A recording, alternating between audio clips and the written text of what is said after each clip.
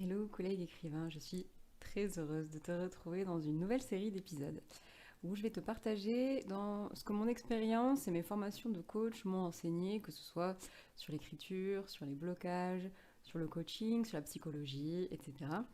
Parce qu'au cas où tu n'aurais pas encore deviné, comprendre un peu les rouages de notre esprit, c'est ma passion. Mais dans cet épisode, j'avais envie de commencer avec une base de coaching en fait qui m'a surtout aidé pour l'écriture et je me suis dit que ce serait intéressant d'en discuter avec toi. Il s'agit des 3 types de communication et on va commencer tout de suite. Alors avant d'aller plus loin, j'aimerais te faire un petit disclaimer en fait parce que je me base sur différents outils de coaching, de psychologie cognitive, etc. Mais c'est pas pour autant voilà, que c'est la vérité absolue et que ça va s'appliquer complètement à toi. Tu vas voir comme il y a 3 types de communication, mais tu vas peut-être te reconnaître dans aucun type ou dans tous les types, et c'est possible. C'est pas une catégorisation du tout. Et en plus, moi je vais extrêmement vulgariser et généraliser pour te proposer des pistes de réflexion. Mais voilà, c'est pas du tout des vérités scientifiques absolues. Pourquoi 3 types de communication? En fait, en coaching, on distingue un peu ces 3 canaux de communication pour lesquels qu'on va tous utiliser, mais pour lesquels on aura parfois des préférences. Ces 3 canaux, ça va être le visuel, l'auditif et le kinesthésique, donc le mouvement, si tu veux. Et ainsi, en coaching, du coup, on sait qu'on peut s'adapter, observer la manière de communiquer de la personne et s'adapter un peu à elle pour parler plus son langage. Si tu ne sais pas du tout, là comme ça, laquelle va être la tienne, je vais te donner quelques petits éléments. Mais tu vas voir que du coup, comme il s'agit de communication, et que comme l'écriture c'est aussi un peu un moyen de communication, on peut en déduire pas mal de choses, que ce soit sur l'écriture en général, mais aussi sur notre façon de communiquer un petit peu à nous-mêmes et s'inspirer et écrire. Pour faire simple, j'aimerais bien quand même que tu vois ça un peu voilà, comme un canal de communication préféré. Tu utilises tous les canaux au quotidien, c'est sûr, mais il y a peut-être un canal qui marche mieux pour toi. Par exemple, si je devais te décrire, te parler d'une gare, est-ce que tu préférerais que je te décrive un grand hall, et puis les panneaux d'affichage, et puis la foule, ou alors que je te parle d'un brouhaha, d'un jingle qui a lieu toutes les 2 minutes, de différentes annonces, avec une voix féminine, etc. Je pense que tu vois ce que je veux dire.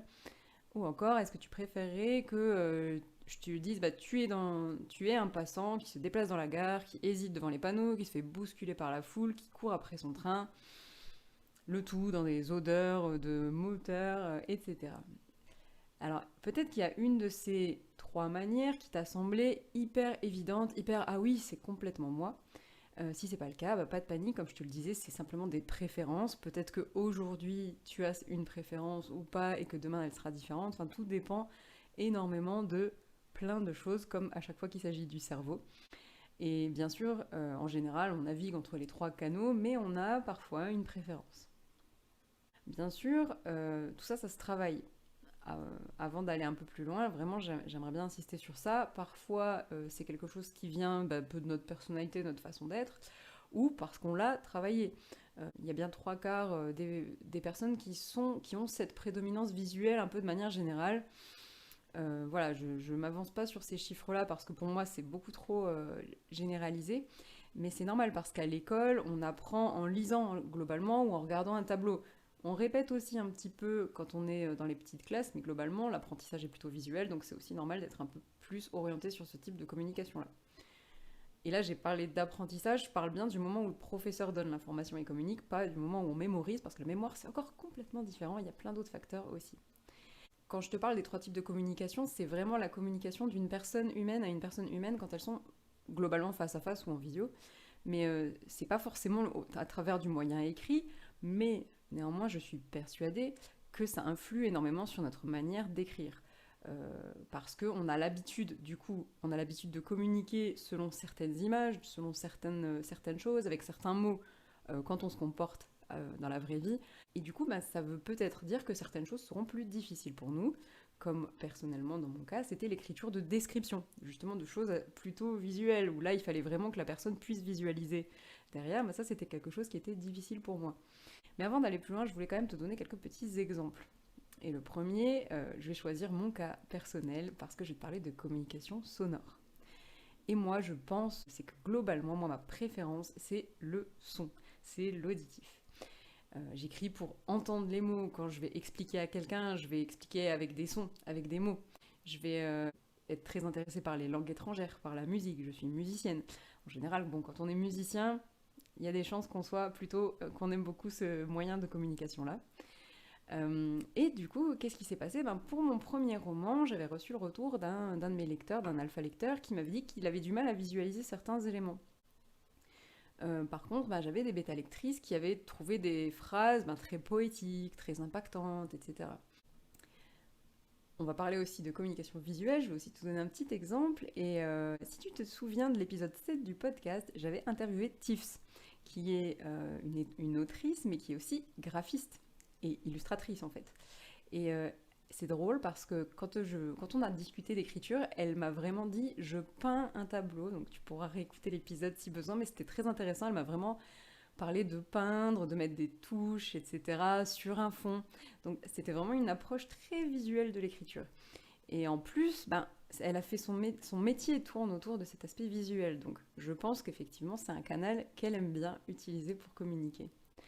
Peut-être que toi aussi, peut-être que tu aimes bien tout ce qui va être dessin, etc. Et ça peut aussi montrer l'importance du côté visuel pour toi. Et enfin, le dernier type de communication, ça serait la communication donc kinesthésique. Et là, finalement, c'est un petit peu ce qui ne rentre pas dans les deux premières catégories. Une personne kinesthésique, elle va être ancrée un peu dans ses sensations, dans le mouvement, dans le confort, en fait, dans le besoin d'être confortable. Et ça primera en fait sur le visuel et le sonore. Alors quand je dis une personne kinesthésique, c'est bien sûr un gros raccourci, mais voilà, quand on préfère ce canal-là, ce sera ces aspects-là qu'on va peut-être ressentir en premier. Et je vais t'en parler juste après, mais juste pour préciser avant, c'est que ce type-là est quand même plus rare. Il est vraiment plus rare, notamment par rapport à ce que je t'ai dit sur l'école, avec le fait qu'on apprend beaucoup de manière visuelle, qu'on communique beaucoup de manière visuelle aussi, et sonore, et un peu pareil dans notre société, avec les écrans, avec tout ce qu'on voit, etc. Ce côté-là des sensations et du mouvement est quand même beaucoup moins présent, entre guillemets. Et là, je vais te raconter un de mes meilleurs moments à ce jour dans l'histoire de J'écris un roman. C'est un brainstorming qu'on a réalisé dans le cadre d'un mastermind avec ma communauté, les Explorateurs. En fait, je leur avais posé la question, c'était une membre, une de mes coachées d'ailleurs, qui avait demandé à lancer un brainstorming en fait sur les détails, parce qu'elle manquait un peu d'idées pour ajouter différents détails dans son récit tout simplement, dans sa façon de décrire les gens, les lieux, etc. Et du coup, ma question pour le brainstorming, je l'avais un petit peu tournée de la manière que remarquez-vous en premier quand vous rentrez dans une pièce? Et pour certaines personnes, ça allait être des éléments visuels. Ça allait être l'apparence de la pièce, ou alors des petits détails dans les coins, etc. Donc c'est pas vraiment de la communication d'humain à humain, mais c'était quand même les informations qu'on allait recevoir à travers les filtres qu'on a. On reçoit tous des milliers d'informations, mais on a plein de filtres, et finalement on va remarquer en premier ça. C'est-à-dire que ça aura passé notre filtre. Pour d'autres, notamment moi qui suis sonore, et d'autres membres, ça allait être plutôt l'ambiance, les bruits, les personnes, les conversations. Et il y a une participante qui a mentionné l'odeur de la pièce en premier. Et c'est pas forcément quelque chose auquel moi j'aurais pensé. Et effectivement, je l'ai un peu lié à ce côté plus sensation, qui n'est ni visuel ni sonore. Et on a du coup parlé de différents types de détails, et effectivement, même l'ambiance, c'est un petit peu, il y a de l'orage dans l'air, etc. C'est vraiment quelque chose qu'on perçoit qui n'est peut-être ni visuel ni sonore. On a parlé aussi pour le côté visuel de luminosité. Il y avait des personnes qui se sentaient pas forcément bien du coup s'il y avait peu de lumière, alors que moi c'est vraiment pas quelque chose qui me dérange par exemple. Voici un petit peu tout le panel de moyens de communication en fait qui peuvent arriver, et souvent chez les lecteurs débutants on remarque que les descriptions par exemple sont très visuelles. On se décrit souvent les personnages en disant les yeux, les cheveux. Ça c'est un petit peu une des erreurs de débutants que je vois assez souvent. Alors qu'un personnage, il va avoir une voix, il va avoir une démarche, il va avoir une certaine façon de bouger, une certaine façon de parler, une tenue, bref, tu vois ce que je veux dire. Et c'est vrai que ça, c'est pas forcément les choses auxquelles on va penser en premier, et c'est pas grave, écris tranquillement surtout sans t'embêter. Par contre, au moment des corrections, ben, c'est quelque chose que je ferais. Ça serait de se demander si j'avais du mal à visualiser, est-ce que je comprendrais bien cet extrait. Ce qui est surtout important, je pense, de comprendre, c'est que euh, tes lecteurs, les personnes qui vont te lire, n'auront pas forcément le même moyen de communication que toi. Donc si tu leur expliques toujours des choses en rapport avec le visuel, mais que vraiment ils ont un filtre entre guillemets, et ce côté visuel-là, ça leur parle vraiment pas, et ben ça risque ce que tu vas écrire risque de moins les toucher, de moins leur parler. Donc, ce que je te dirais dans un premier temps sur ce moyen de communication-là, c'est déjà que c'est bien de varier en fait, c'est bien de chercher toutes les pistes possibles pour décrire, pour écrire, pour communiquer avec ton lecteur que tu pourrais faire au quotidien et que tu pourrais retranscrire dans l'écriture. L'autre chose, ça va être que toi, tu vas peut-être avoir plus de mal à écrire certaines scènes. Bon, j'extrapole complètement ici.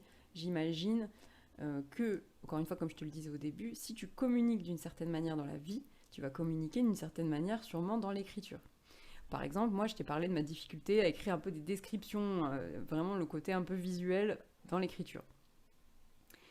Et en fait, ça m'avait vraiment posé des soucis. Je pensais que j'étais pas douée, que je n'arrivais pas à écrire des descriptions, que c'était pas pour moi, etc. Et que du coup, je pouvais pas être écrivaine. Je te laisse imaginer le syndrome de l'imposteur, les blocages, comme d'habitude. Et réfléchir à ces façons de communiquer et à me dire que pour moi, il est obligatoire que ça impacte au moins un peu ton écriture. Ça a vraiment un petit peu changé ma façon de voir les choses. Et je me suis dit, ok, comment je pourrais faire pour travailler cet aspect visuel? Et ce que j'ai fait, j'ai tout simplement essayé toutes les techniques un petit peu possibles. Donc il y avait de regarder des photos, de regarder des dessins, de jouer un peu la scène. Je pense notamment à des moments où j'avais du mal à me dire tel personnage va être à tel endroit et celui-ci va être à tel endroit. Et du coup, de la créer un petit peu moi-même dans mon salon, ça m'a permis de me recréer cette image visuelle et d'arriver du coup à communiquer sur ce côté visuel. Parce que c'est la voir à la limite, je pouvais me créer cette image dans ma tête, puis c'est pas vraiment le sujet ici. Là, c'est vraiment le côté comment je vais communiquer dessus. Il y a deux techniques aussi qui m'ont bien aidée. Ça a été de me faire relire par d'autres, tout simplement en disant si je te dis ça, qu'est-ce que tu visualises pour voir si ça avait bien fonctionné. Et ma botte secrète, c'est vraiment d'écrire comme moi je l'entends. Donc tu vois, j'ai dit entendre.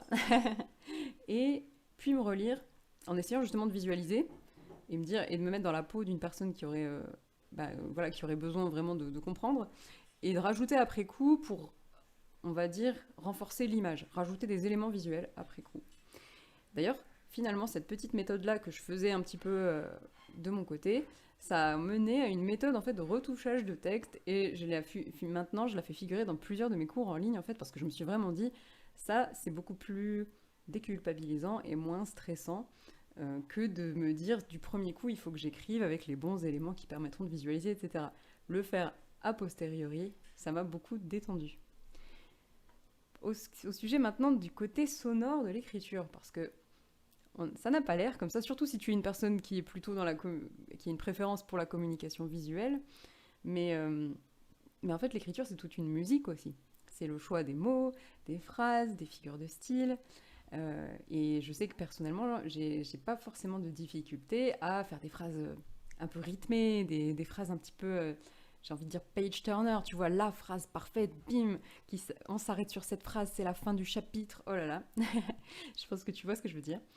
Et ce genre de blocage, je le vois beaucoup chez mes coachés qui sont plus justement dans la communication visuelle.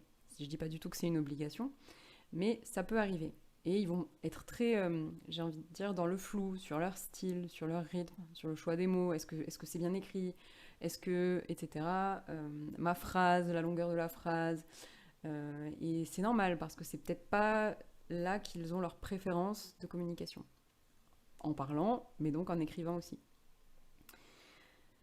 Et évidemment, tout comme mes petites techniques pour rajouter du visuel dans mes scènes, tu peux rajouter des techniques pour cette musique des mots.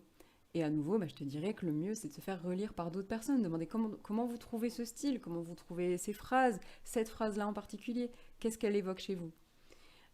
Et tu peux travailler ton oreille, tout simplement. Comme moi, j'ai travaillé mon côté visuel, toi, tu peux travailler justement ce côté style en lisant peut-être des auteurs avec un style très marqué, mais que tu aimerais ou qui correspondent à ton genre. Peut-être de la poésie aussi, pour simplement vraiment lire sans trop ce côté visuel, mais vraiment ce côté musical, l'agencement des mots, etc.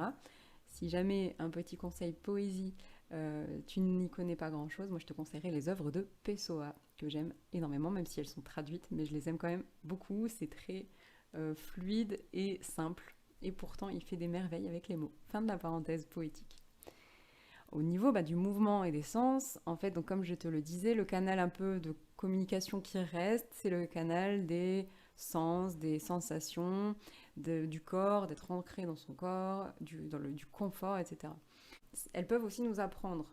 Et effectivement, vu que la majorité des gens va plutôt avoir une préférence pour ce côté visuel ou sonore, de manière générale, eh ben, on aura peut-être du mal à se mettre vraiment dans la peau d'un personnage, penser aux sensations, penser aux mouvements, etc. Et là-dessus, mon exemple, ça va être que souvent, dans les extraits des débutants, en fait, on va retrouver au niveau des sensations des choses très liées, alors j'ai envie de dire aux cinq sens, mais même seulement au côté visuel, auditif et un petit peu l'odeur.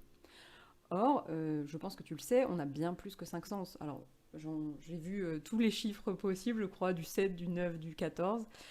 Mais ce qui est sûr, c'est qu'on a plus de sens que ça. On a notamment l'équilibre, la température, le côté un peu vibration, la douleur. Bref, on a plus de sens que 5. Donc, ce qui est sûr, c'est que plus tu pourras creuser ces autres dimensions-là, plus ton style, plus ton texte gagnera en profondeur et en plus parlera mieux à des personnes qui communiqueront plutôt avec ce canal-là. Alors jusqu'ici, on a parlé de toi, mais il en va de même pour tes personnages. Certains de tes personnages ne vont pas forcément prêter autant d'attention ou bien percevoir les informations visuelles, sonores ou les gestes, les sensations. Sans aller aussi jusqu'aux personnes qui n'ont pas forcément un odorat très développé ou qui n'entendent pas très bien. Mais même de manière générale, dans la vie, tout le monde va prêter attention, recevoir les informations ou émettre des informations différemment selon son canal de communication préféré en général. Il y a des personnes à qui il faudra répéter plusieurs fois une information pour qu'elles intègrent un petit peu l'idée parce qu'on restait très dans les mots. Il y a des personnes, au contraire, qui vont très facilement visualiser ce qu'on leur dit, etc., se créer une image dans leur tête et tout de suite intégrer l'idée. Donc pour tes personnages, tu peux vraiment abuser de ça, notamment par exemple pour un groupe de personnages, il y a des personnes qui vont peut-être percevoir une certaine information et d'autres pas, etc. Avant de m'arrêter là pour cet épisode, parce que je trouve qu'il ne faut pas non plus trop le prolonger et que je t'ai donné les éléments, j'aimerais bien te proposer des pistes de réflexion. Alors, ce n'est pas des réalités scientifiques parce qu'il y a beaucoup d'éléments en psychologie cognitive sur ce que je vais te dire, et ça ne fait pas l'objet de ce podcast, mais ça fera l'objet d'autres épisodes. Mais il n'y a pas que ça pour moi. Il y a aussi notamment la mémoire, donc comment ces types de communication pour moi affecteront forcément ta manière de te remémorer de certaines choses, et donc de faire en sorte que ton lecteur se souvienne des informations, et donc de varier un petit peu tous tes types de communication pour que ton lecteur se souvienne facilement, ou toi aussi de te souvenir de ce que tu as vécu pour mieux l'écrire, bref. Mais sur la mémoire, il y a beaucoup d'éléments aussi de psychologie cognitive, de coaching, et je pense qu'on fera peut-être un épisode dessus. Et tout pareil que la mémoire, il y a l'inspiration. Et ça, c'est peut-être pas quelque chose de très commun, mais pour moi, et de manière générale, en coaching et en psychologie cognitive et dans plein de domaines, l'inspiration, c'est pas une chose abstraite qui se génère toute seule dans ton esprit. C'est finalement, moi je le vois comme un gloubi-boulga de toutes les expériences que tu as vécues, et c'est là que tu vas chercher tes idées, c'est là que ça va se mélanger ensemble, etc., et te donner la bonne idée. Et je pense, même si là, on est aussi dans un petit peu l'extrapolation et que c'est pas une vérité scientifique, mais je pense que ce gloubi-boulga, là, tu peux dialoguer avec lui, avec ton mode de communication préféré. Tu peux plus facilement être inspiré selon ton type de communication préféré. Tu vas peut-être plus facilement avoir des idées de choses visuelles, plus facilement avoir des idées avec des mots, et ensuite les faire travailler pour arriver à ce que tu veux. Et je sais que personnellement, c'est mon cas. J'ai souvent, moi, des idées de titres, des idées de formulation, des idées de noms de personnages avant d'en faire quelque chose. Et je mets le doigt, enfin en tout cas je fais le lien avec ce mode de communication. Bien sûr, il n'y a pas que ça, mais clairement, moi, les idées vont se présenter à moi sous la forme de la musique, des mots, d'un titre. Et je trouve que c'est là qu'est un peu la beauté de l'inspiration, c'est que c'est quand même très mystérieux tout ça. Et je pense que je consacrerai d'autres épisodes à ce sujet. Voilà pour cet épisode. Il était atypique, je pense. J'espère qu'il t'a plu. Je serais très intéressée de savoir ce que tu en as pensé. Je serais aussi très intéressée de savoir si ces contenus plus psychologiques, coaching, te plaisent, parce que je ne veux pas entrer trop dans le côté technique, mais je trouve que le coaching et la psychologie ont tellement à nous apprendre, et c'est un petit peu là-dessus que je voulais conclure, c'est que ça a peut-être l'air peut-être très éloigné de ta réalité, ça a peut-être l'air inutile pour toi, si par exemple tu maries un petit peu les trois canaux et que du coup tu n'as pas de préférence. Mais personnellement, c'est quelque chose qui m'a énormément aidé à écrire en fait, de réfléchir à cette façon de communiquer, parce que l'écriture c'est un moyen de communication. Et ton lecteur, il faut bien qu'il se souvienne des choses importantes, il faut bien qu'il visualise quand il y a une chose à visualiser, qu'il ressente si tu as envie de faire une phrase super rythmée, etc. Et du coup, je trouvais que c'était une réflexion intéressante et j'espère qu'elle te plaira. Il me reste à te remercier d'avoir écouté cet épisode jusqu'au bout et à te dire à dans 2 semaines. Bye!